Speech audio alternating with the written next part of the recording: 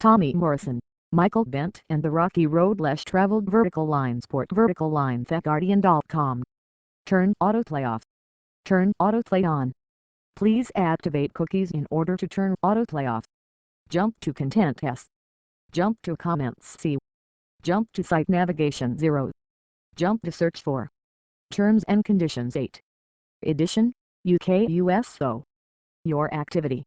Email subscriptions. Account details. Linked services. Profile mobile. About us. About us. Australia team. Contact us. FAQs. Press office. Jobs. Terms of service. Privacy policy. Advertising guide. Guardian Weekly. Subscribe. How to subscribe. Guardian Weekly. Email services. Ebony. Android.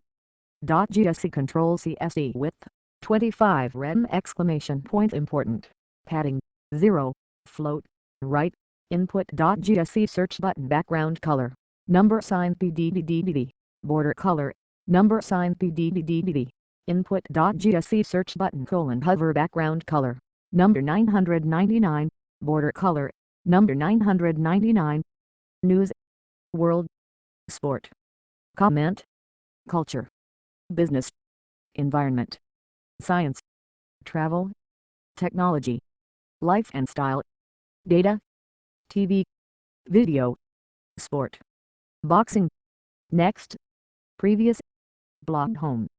Tommy Morrison, Michael Bentt and the Rocky Road Less Traveled. 20 years ago, two heavyweights met in a brief but dramatic bout in Tulsa. Neither man's life was ever the same again. Share. Tweet this. Email. Michael Bentt stands over the fallen Tommy Morrison. Photo. Mark Morrison/Getty. In the ring with Michael Bentt and Tommy Morrison 20 years ago in Tulsa, Oklahoma, was a revolving door of fate, swinging fast and wild.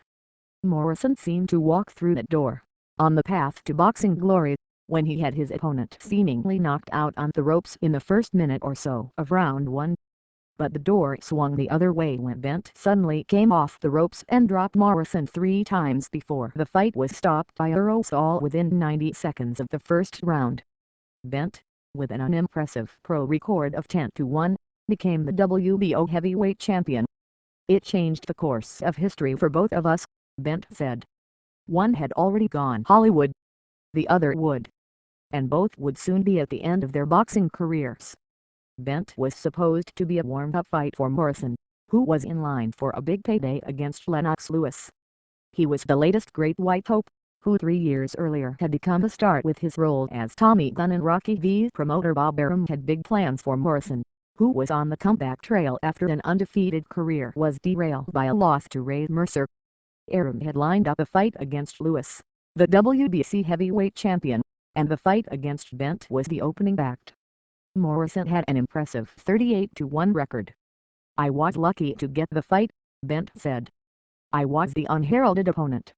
They had a couple of press conferences, and I was an afterthought. The whole tone of it was looking toward the fight with Lewis. You know, we'll put on a show between these guys to pump up the fight against Lewis. And I was thinking, what about me? I'm here.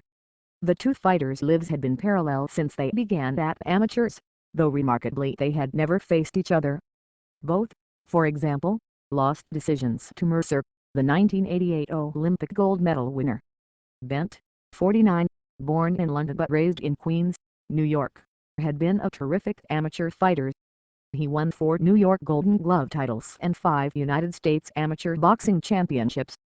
In 1985, he won the Sugar Ray Robinson Award as the most outstanding boxer in the New York Golden Gloves. He lost a controversial 3-2 box-off against Mercer in the 1988 U.S. Olympic trials. But his pro career suffered a blow right at the start, when he was knocked out in the first round by the left-handed Washington, D.C. heavyweight Jerry Jones in his 1989 debut, in Atlantic City. That loss set the stage for what would happen in the ring in Tulsa 3 years later. The defeat like that do one of two things to a fighter, Bentt said. You can bury your head in the sand and say you don't want to do this again, or you can learn from it. It was a hard lesson, but you have to be prepared to get hit and get hurt. If a fighter is prepared to get hurt, he can maybe survive.